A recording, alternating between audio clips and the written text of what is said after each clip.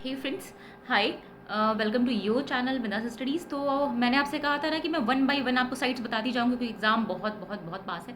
तो चलिए, आज जो हम साइट देखेंगे वो है चौपानी मांडो। ठीक है, जो चौपानी मांडो है वो कहाँ की साइड है? इलाहाबाद की। इलाहाबाद में कहाँ पे मिलती है ये?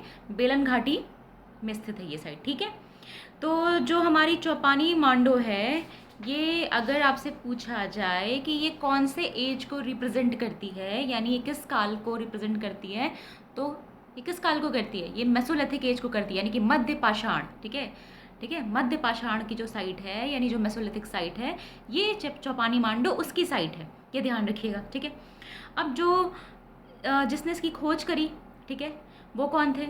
वो थे वी डी मिश्र। कब करी? 1967 में।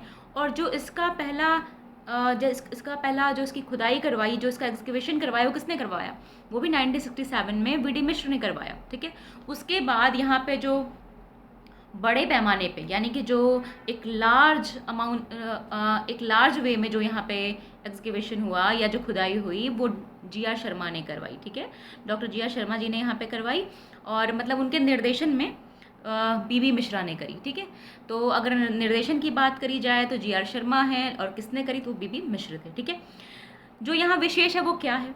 तो चौपानी मांडो को पूरा पाषाण काल तथा मध्य पाषाण के बीच का संक्रमण अवस्था का प्रतीक माना गया है। ठीक है, मतलब कि संक्रमण अवस्था का क्या मतलब है? चौपानी मांडो को पूरा पाषाण काल, पैलियोलिथिक एज को हम हिंदी में क्या बोलते हैं? पूरा पाषाण काल। ठीक है, तो पैलियोलिथिक एज है, यानी जो पूरा पाषाण काल है, तथा जो मध्य पाषाण काल है, ये साइट उसके बीच के काल को दिखाती है। मतलब उसका ये संक्रमण फेज है। मतलब जहाँ कहते हैं ना, संक्रमण फेज किसी किसी साइड को कब कहते हैं? कहते हैं ना, जब हमें थोड़ी थोड़ी विशेषता मतलब दोनों से मिल रही हो, लेकिन चेंजेस भी आ रहे हो। ठीक है, चेंजेस भी हमने देखा कि पूरा पाषाण खत्म हुई, लेकिन मेसोलिथिक शुरू हुई। तो ऐसा नहीं कि मेसोलिथिक शुरू हुई तो एकदम से सब कुछ चेंज हो जाएगा। उसके कुछ कुछ जो लक्षण हैं, ठीक है, वो हमें इसमें भी दिखाई देंगे। ठीक है, तो जो एकदम से चेंज नहीं होगा, जो धीरे धीरे होकर चेंज होगा, जिसमें हमें पहली पहली जो हमारा काल है या जो हमारा पीरियड है उसके भी थोड़े बहुत, और जिसमें वो आ रहा है उसके भी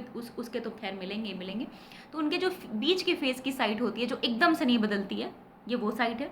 ठीक है, ये आखेट संग्राहक, ठीक है, से प्रारंभिक कृषि में संक्रमण का प्रतिनिधित्व करती है। अब हमने ये सुना है कि जो कृषि है वो न्यूलिथिक फेज में शुरू होती है, मतलब न्यूलिथिक एज में शुरू होती है। लेकिन हमें ऐसा होता है क्या कि न्यूलिथिक आया और फटाक से लोगों ने फावड़ा और कुदाल उठा ली और खेती करना शुरू हो गए?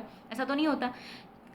खेती क्या है? मतलब कोई भी खेती हो, आग जलाना हो, आप कोई भी चीज़ देखो, या टूल्स बनाना हो, आपको क्या लगता है कि एक बैग अचानक से न्यूलिथिक फेज आया, उस पर कोई ऐसे बड़ा सा फ्लैश हो गया कि न्यूलिथिक एज आ गया, भाई चलो फावड़ा उठा लेते हैं, अब हम इसको कृषि काल बोल देंगे? ऐसा नहीं है।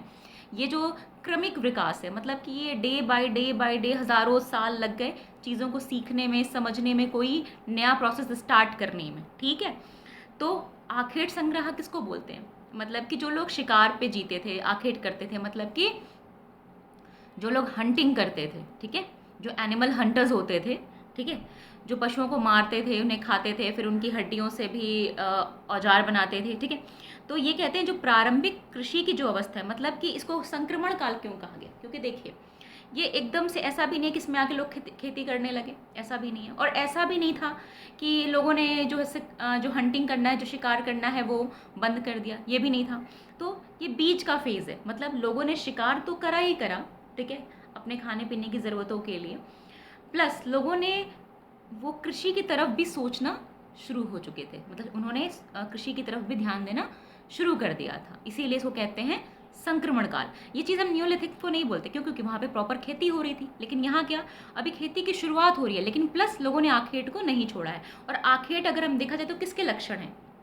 अगर पूछा जाए कि जो आखेट वाली हमें व्यवस्था देखने को मिलती है, तो वो हम कहेंगे वो ये पैलियोलिथिक एज का साइन है। ठीक है, यही बोलते हैं ना कि ये पैलियोलिथिक एज में हमें दिखाई देता है, और कृषि को हम बोलते हैं न्यूलिथिक में दिखाई देता है। तो इन दोनों के बीच का फेज क्या है? ये मेसोलिथिक एज है। ठीक है, तो ये जो साइट है ये उस काल को रिप्रेजेंट करती है।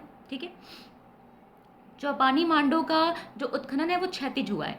अब जैसे हम आपको बताते हैं कि जो भी एक्सकेवेशन होता है वो टू टाइप्स के होते हैं। ठीक है, तो एक तो आपका होता है क्षैतिज, और एक होता है आपका लंबवत। ठीक है, तो ये जो है वो क्षैतिज हुआ है। ठीक है,